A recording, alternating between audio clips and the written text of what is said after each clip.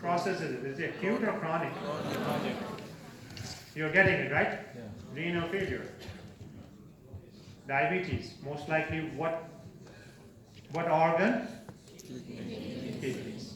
What type of disease? Chronic kidney disease. You're following me, right? Just by reading the first line.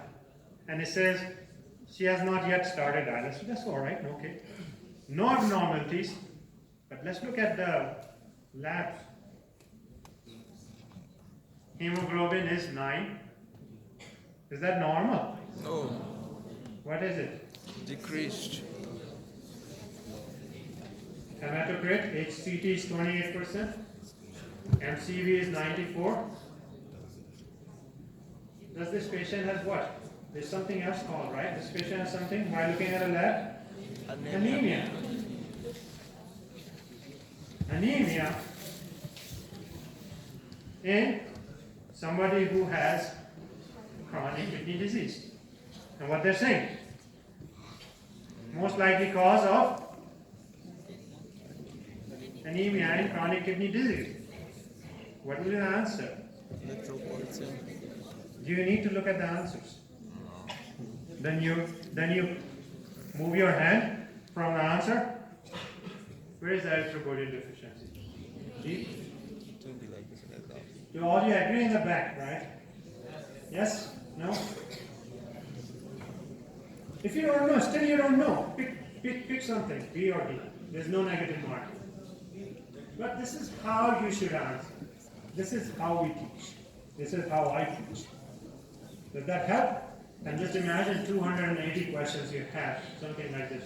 So this is the difference when we teach students how to learn. That's how we understand. Make sense? Erythropoietin deficiency is the answer.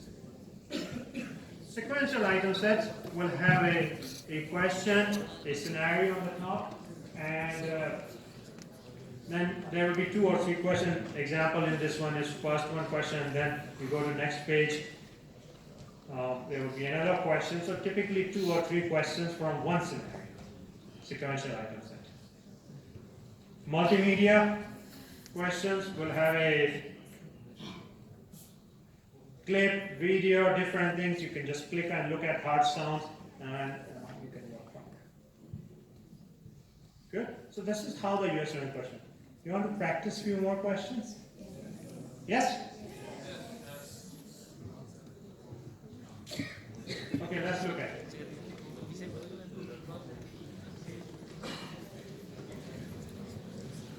So you're on an exam screen, and this is how it will come. 45-year-old male complains of gradual weight gain over past several years. Fingers have enlarged so much that he can no longer wear his wedding ring. Sweats more than usual, and in particular his hands are... I made a mistake here. Do you know what mistake I made here? Last line first. Which of the following endocrine abnormality is likely to be present? So what happened is, if you don't read the last line first, you get lost. That was happening to me. I was getting lost with this question. Now I read the last line first. Which of the following endocrine abnormality is likely to be present? Then let's start from top. 45-year-old with gradual weight gain over past several years. Fingers have enlarged. So he no longer can wear his wedding ring. Sweats more than usual. Hands are constantly sweaty. Gradual coarsening of his facial features.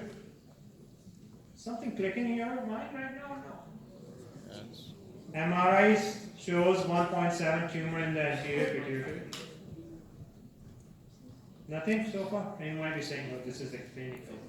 It is not. It's a basic science question. Somebody said the answer is E. I'm so proud of you, whoever said E here. Very proud of you. At least you had the courage to answer. Said that answer. Very proud. Anyone else want to pick an answer? C.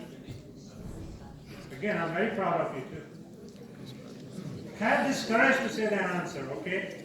Anyone in the back wants to pick an answer? Yeah, like, no, I don't want to. Please don't pick an answer.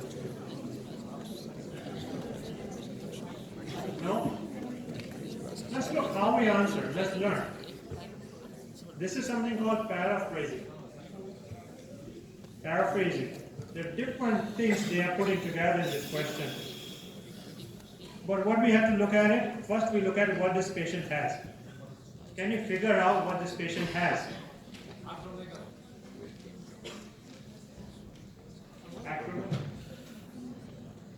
Acromegaly.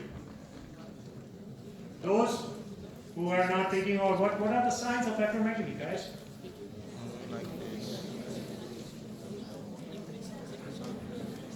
Prominent jaw, enlarged hands. The question describes itself, right? It has a patient has acromegaly.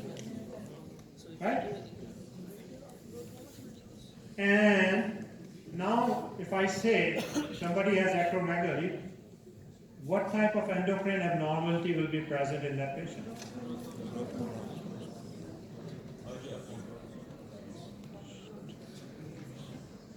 Endocrine abnormality is likely to be present.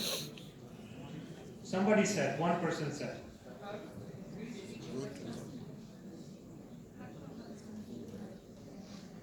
Patient has acromegaly. Read others. Some other things are there. Another thing you're missing here is 1 centimeter tumor in the anterior pituitary also. You're missing that. There is some mismatching happening here. Answer actually is impaired glucose tolerance.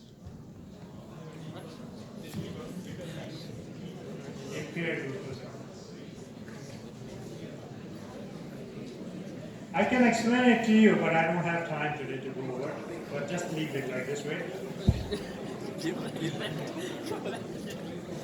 That requires, if you want to learn, that will require 2 hours of teaching, which I'm not going to do. Impaired glucose intolerance is the answer. Endocrine abnormal. Okay. Now you are looking scared, so then last question. That's it. I'm not going to do more. They will ask you some questions like we call it behavior, or you have to judgmental question. You have to make a judgment on the spot. So everyone is quiet now. Which of the following is most appropriate next step? So somebody is good. Somebody's answering. D, E. How many are you? Anyone for B? C. Anyone for B? No one is for B.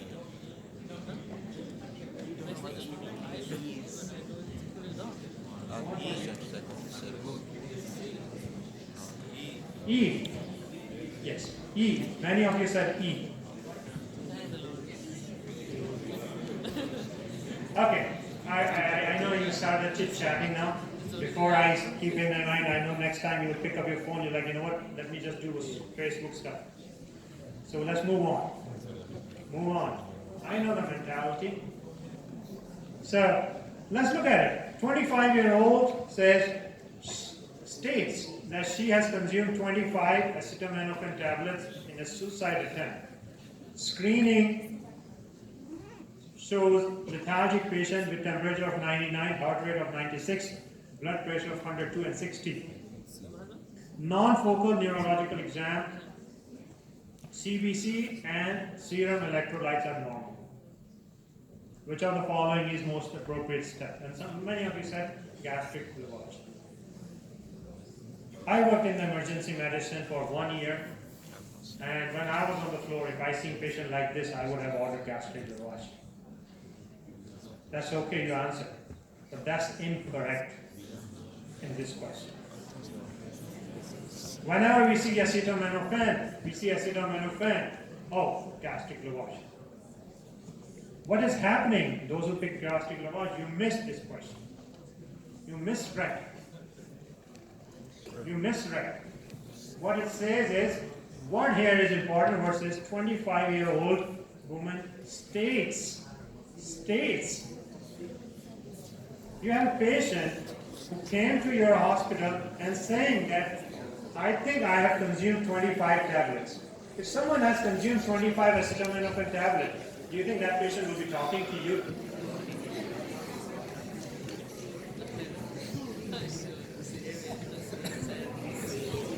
Now, everything else, complete blood count and serum electrolytes are normal.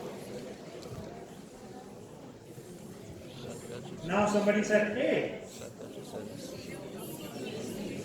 Here you go, C. C. The correct answer is C.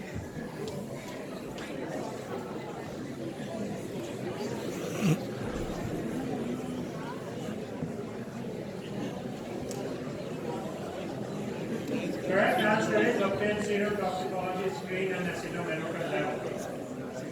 Why? Because we don't know. We want to see whether this patient, at least on exam, we want to see whether what acetaminophen level are. Because patient said to you, I don't believe the patient. I want to order those toxicology screen and acetaminophen level to see. I had highlighted gastric lavage because I knew everyone was going to pick it first. The correct answer is C, not E. Okay, what factors impact your exam score? What factor? And something I hope you learned from a few questions. One factor is knowledge base. 60 to 70% of the exam is knowledge base. You need to have a good knowledge base. But other thing is something we call is test taking skills. If you don't have good test taking skills, you will not be able to answer questions. Like in the previous question, you missed that line because you don't have that test taking skill. You saw the question, you read it, you missed it. And you picked gastric lavage, moved on.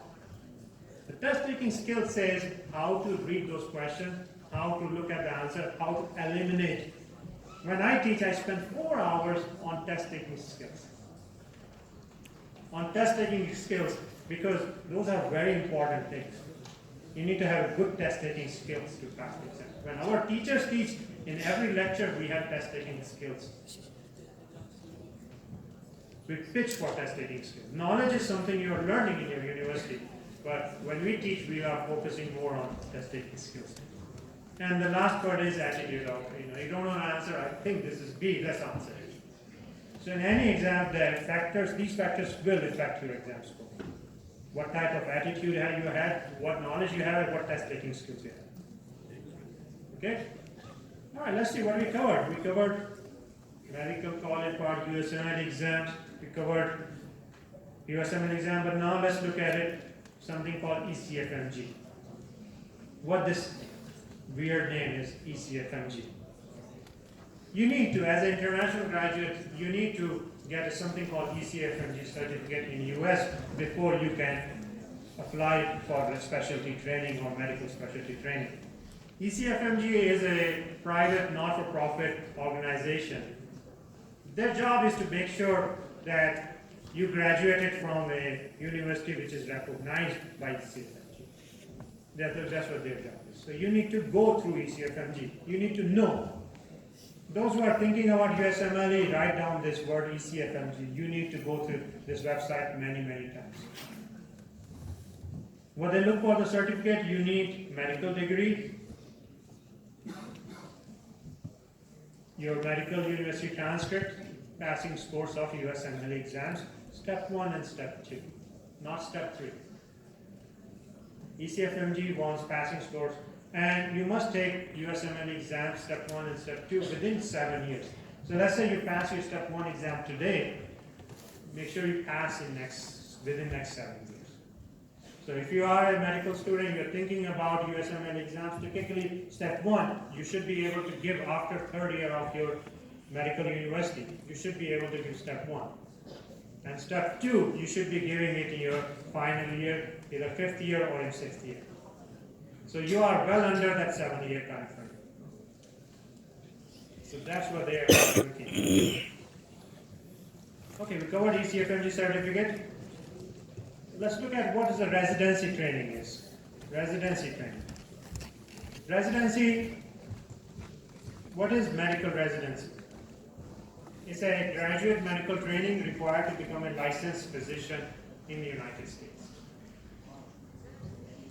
It's a 3 to 5 year long, but one thing is, it's a training, you get paid, you get salary, you get hired by a hospital. So just imagine this, you are in medical university, you pass your step 1, step 2 exams, and after graduation, you are joining this residency where you're getting paid. I don't think so any other country offers this type of opportunity, where you're getting paid about 50 to 60,000 US dollars per year, about $4,000 to $5,000 per month in your clinical training. Clinical training, graduate medical training, what it does, it makes you a specialist. Whether it could be internal medicine, pediatrics, or OB-GYN or surgery, depending on what specialty you choose. So that's the medical residency base. Everyone is required to do medical residency training, those who want to practice in US or get license. They are required to do it. In some places, the residency, the term, in some places residency is 2 years, 3 years outside of US, but in US, 3 to 5 years. So you get trained and you get paid and then move forward. This slide I have coming up, it's called, this slide has a, sorry, not coming up, this just came up. Shows how many international medical graduates are in the United States, in the US health system. A lot of time, we hear this rumor, it's very difficult to get a residency seat in the US, it's very difficult for international medical graduates. I hope this slide and the next slide will clear your doubts. If you look at overall physician population in US, 21%, 22% almost are international medical graduates. Many of them are from different countries, showed in the other one. India being is top right now, but the trend is changing. Other countries are coming in the picture. Number of IMGs in the United States. If you look at overall international medical graduates, because not everyone practice medicine. Some of them move on to research, some of them move on to medical training, medical teaching, or administrative job. But if you look at overall, roughly 25 and at least 26% now. This is slightly old slide, but right now at least 26% of overall American physician population, 26% of them are IMGs, international medical graduates. It's a big number. Big number. And this slide shows that that there is always demand for international graduates in the United States. What is happening in this slide, if you look at past 7 years, there are 3 things here. One is, the top one is total positions, which is blue line. Red line is positions were filled by US seniors, those are US medical graduates. And the third line is positions were available for others. So if you look at 2017 results of residency spot, we call a word called match, which is basically residency match. Those who get into residency training or post-graduation training. Last year, 31,700 positions were available. And out of 31,000, 19,000 were filled by American medical students or American medical graduates. The remaining were filled by someone else. Who's that person? Who's that else? Who's that group? IMGs. Those positions were filled by IMGs. International medical graduates. So, significant role. International medical graduates play a significant role in the US healthcare system. If you look at the past 7 years, the same thing. Every year, the number is, especially for past 5 years, 10,000 range. And that number keeps increasing.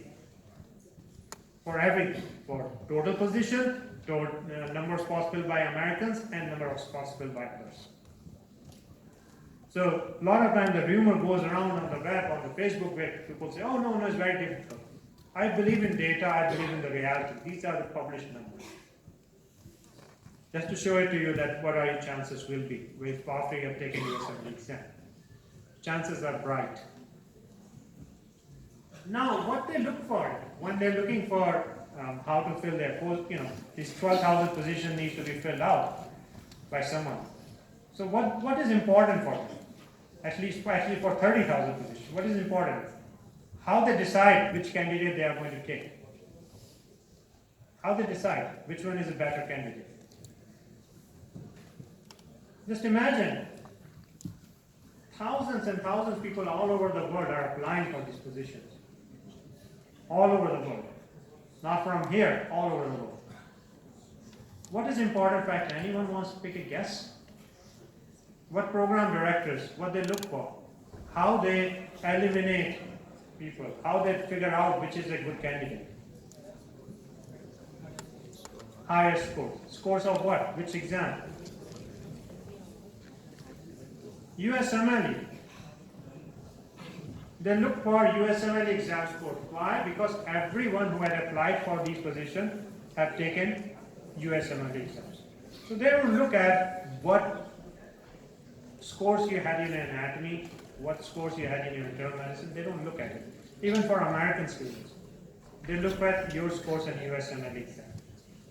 Scores in anatomy and other subjects are important for you. Don't take me wrong. You may say, okay, you know what Dr. Inder said? It's important a USMLE score, forget about it. No. Scores in your subjects are important when you are a medical student because you need to pass medical university. But when you are applying for residency, they are looking for USMLE scores. Those who have higher score, better scores, they have better chance to get into residency.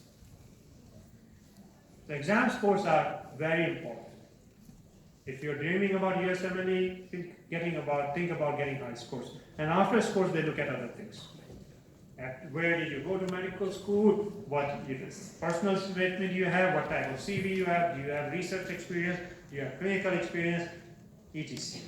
And the third is your interview skills. First is USMLE exam scores. So no matter whoever says, exam scores are more important than anything else.